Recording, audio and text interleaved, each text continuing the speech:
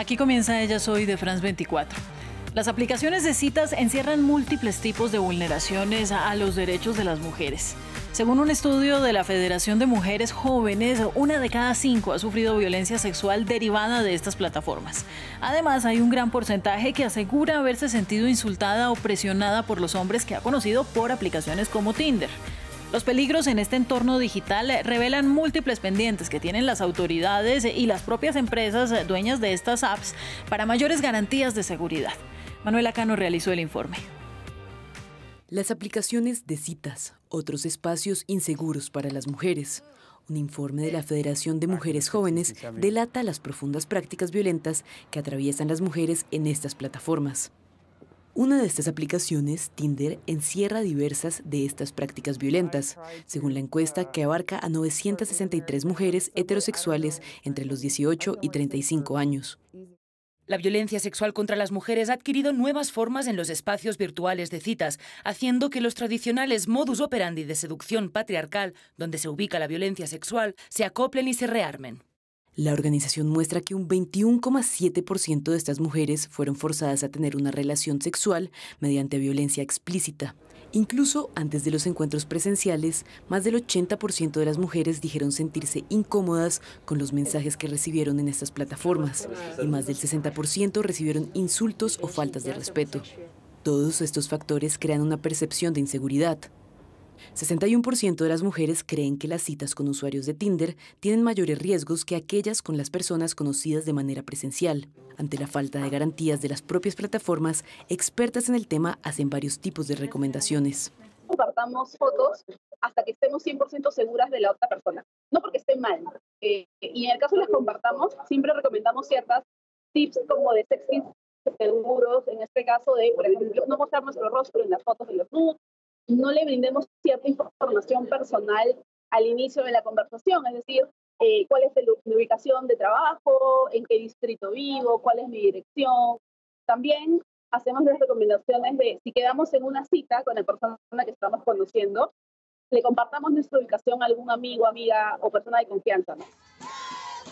La problemática encierra una profunda falta de visibilidad, un pendiente sobre el que ya hacen eco diversos movimientos feministas. Creo que tenemos como 2 pasos previos, ¿no?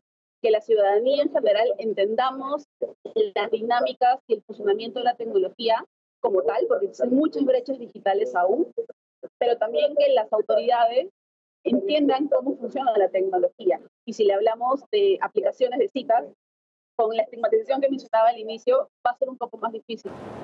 Mayor regulación de las plataformas, acabar con la estigmatización del uso de estas aplicaciones y un mayor compromiso de las autoridades y la sociedad civil son muchos de los faltantes para que el entorno digital pueda convertirse en un espacio seguro para las mujeres.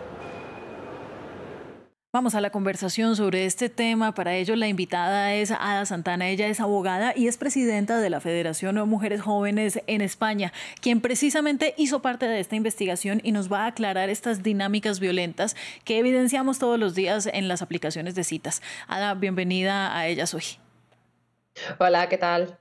Es innegable que las redes sociales son un lugar para establecer relaciones afectivas y sexuales cada vez más habitualmente y especialmente entre la población joven. Entonces, ¿cómo esta dinámica se ha transformado en una que no tiene control, que no tiene fiscalización? Es muy difícil saber lo que pasa en estas aplicaciones y mucho más difícil identificar las violencias y llevarlas a la justicia. Totalmente, efectivamente, las dinámicas, digamos, de conocer a personas, de mantener relaciones afectivas ha cambiado, se ha transformado de ese encuentro presencial a, digamos, que un primer encuentro a través de las redes sociales. En este caso, la investigación se centra en Tinder por ser la aplicación que más utilizan los y las jóvenes en España, también en muchísimos países es la aplicación con mayor número de usuarios, sobre todo de personas jóvenes.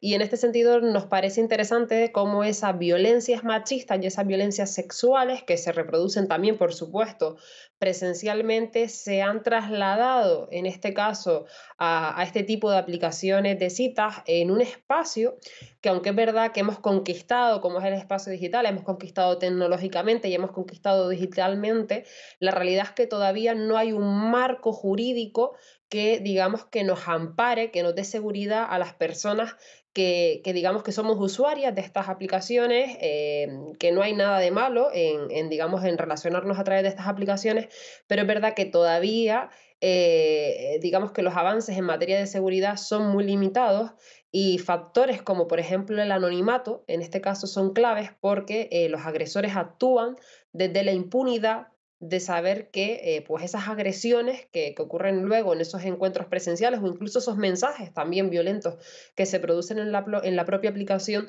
no van a tener una persecución y nunca van a ser juzgados. Y por eso pues actúan desde ese anonimato. Bueno, además es que hay que agregar otro elemento aquí y es que las aplicaciones de citas se han vuelto muy famosas porque ya ni siquiera se trata en muchas ocasiones de tener citas, sino de mantener encuentros sexuales, lo cual en principio pues no está mal, ¿no? Cada persona decide cómo lleva su vida sexual activa o no. El problema es que nos lleva inmediatamente a un ámbito que pasa del anonimato a lo privado, ¿no? Que no da la posibilidad de que haya una exposición, de que me vean con esta persona en la calle o de que entiendan qué tipo de relación estamos desarrollando, y traer las cosas a una sexualidad que además no es una sexualidad sana, como lo dice el estudio que ustedes realizaron, pues representa una situación de peligro. Entonces, quisiera, Ada, que nos hablara acerca de esas banderas rojas que deberíamos detectar con mucho más ahínco a la hora de utilizar estas aplicaciones. Y yo le pongo, o le recuerdo más bien un ejemplo que usted puso en la investigación, y es que muchas personas o muchos hombres llegan directamente a buscar sexo violento. Claro, uno de los grandes peligros que tiene en este caso el uso de este tipo de aplicaciones es que digamos que hay una mayoría que utiliza la aplicación directamente para quedar y mantener una relación sexual, lo cual no es nada malo, no tiene ningún problema, pero sí es verdad que tenemos que tener en cuenta que no sabemos realmente con qué persona estamos hablando, porque al final los sistemas de identificación de estas aplicaciones pues son bastante limitados y con facilidad, digamos que la persona, digamos que lo que marca, porque cada persona a la hora de integrarse en este tipo de aplicaciones pues hace un perfil, pero claro, muchas veces hablamos de perfiles ficticios, es decir, perfectamente un hombre a lo mejor de 50 años, pues puede decir que la aplicación tiene 25 y evidentemente, pues a lo mejor yo que soy joven, pues obviamente no quedaría con un señor de 50 años, pero de repente me encuentro ya en ese encuentro presencial, pues esa sorpresa o incluso más allá de la edad, porque aunque no mientan el perfil, pues sí puede ser que luego esa persona pues sea violenta, ¿no? Porque no la conozco y no he tenido la posibilidad de tener un encuentro. Sí es verdad que nosotras pues recomendaríamos que antes se hiciera un encuentro previo en un lugar público, pues para asegurarnos que es la persona adecuada o que es la persona que esperábamos encontrarnos, pero sí nos parece muy necesario poner el foco en ellos, ¿no? Y que no se nos vuelva, como siempre se nos dice a nosotras que seamos las que nos cuidemos y realmente lo que estamos viendo es que los violentos son ellos, por tanto nos parece que el foco de las políticas de prevención y de sensibilización se deben de poner en ellos y sobre todo algo que debe de actuarse con emergencia por parte de todas las instituciones es que vemos como el marco de referencia de estas relaciones es cada vez más influyente el de la pornografía, que no deja de ser un marco violento donde no existe el consentimiento, donde el único deseo que existe es el deseo sexual masculino y nos parece muy importante enfatizar en la falta de educación sexual que tienen las nuevas generaciones y sobre todo en cómo la pornografía cada vez que es un marco, reinsisto, violento, pues está en el día a día de ellos y de ellas. Que tienen las nuevas generaciones y las anteriores es que simplemente no tuvieron. Ahora, sobre este tema, nosotras somos las primeras en no entender la gravedad de los abusos de poder que se pueden presentar. Entonces, me llama mucho la atención que la mayoría de mujeres encuestadas dijeron que no sintieron que fueran víctimas de violencia sexual, pero luego en preguntas específicas decían cosas como me sentí forzada a tener sexo o me tocaron de manera indebida o, bueno, cualquier cantidad de situaciones de violencia física explícita. Entonces, no sabemos identificar cuándo se está ejerciendo violencia contra nosotras. Exacto, uno de los grandes problemas que tenemos es que no identificamos realmente la violencia sexual. Tenemos realmente en el imaginario colectivo de lo que es una agresión, de lo que es una violación, seguimos pensando bueno, que es una realidad muy limitada, que no nos va a pasar a nosotras, que eso que nos pasó, pues bueno, fue incómodo, pero no fue una agresión. Y realmente, efectivamente, en este estudio, cuando le preguntábamos pues a las chicas que habían sido encuestadas de 18 a 35 años, si alguna vez habían sufrido alguna agresión sexual a través de estas aplicaciones o algún tipo de violencia machista, ellas nos respondían que no, pero luego cuando les preguntábamos pues una serie de supuestos, la gran mayoría nos reconocía que en esos encuentros o bien a través de esas aplicaciones, pues sí que lo habían sufrido y sí que lo habían padecido. Y es curioso cómo ellas pues no lo identifican. Y aquí pues hay dos factores clave. El primero, el no querer identificarse como víctimas y el no querer reconocer por todas las consecuencias que tiene a nivel social y cómo la sociedad luego encima enfatiza más en la víctima que en el agresor, y también en cómo, pues reitero, la falta de educación sexual nos ha limitado a un imaginario muy reducido de lo que es la violencia sexual, cuando realmente estamos viendo que es un abanico mucho más amplio y que desgraciadamente pues la gran mayoría de nosotras, de las jóvenes, algún momento ha sufrido algún tipo de violencia. Bueno, y aquí el problema ni siquiera es buscar un compañero o una compañera para tener un rato duradero o no de diversión o en la utilización de una aplicación o de una red social. Aquí el problema es la percepción de la sexualidad, ¿no? Y es que estas aplicaciones se han vuelto el caldo de cultivo perfecto para seguir perpetuando los estereotipos de poder en las relaciones sexuales, como usted lo decía, de la pornografía. Entonces, una sexualidad en la que el hombre goza del poder, del dominio y de la capacidad de maltrato frente a una mujer. Nos estereotipan. Algunos participantes masculinos expresaron que buscaban mujeres tranquilas, risueñas, que fueran unas princesas, cosa que pues no se aproxima a la realidad porque eso no somos las mujeres, ¿no? Pero entonces al entrar en esta dinámica pues estamos perpetuando estos estereotipos que nadie puede fiscalizar. ¿Usted qué opina de eso?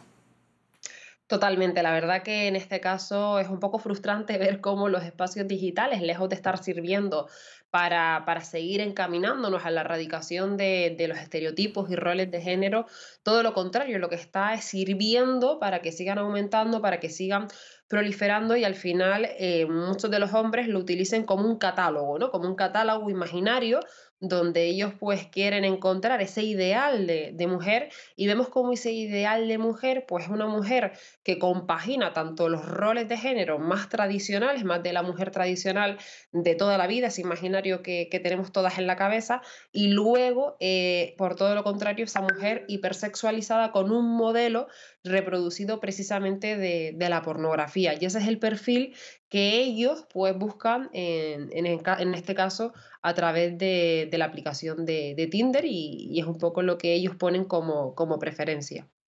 Pero que no es realidad. Muchas gracias a ustedes, Ada Santana, abogada, presidenta, además de la Federación de Mujeres Jóvenes en España, quien ha puesto para nosotros esta investigación para pensar y empezar a actuar diferente. Muchas gracias a usted. Muchas gracias. A nuestros televidentes, sigan con nosotros en France 24 y nos vemos próximamente en Ellas Hoy.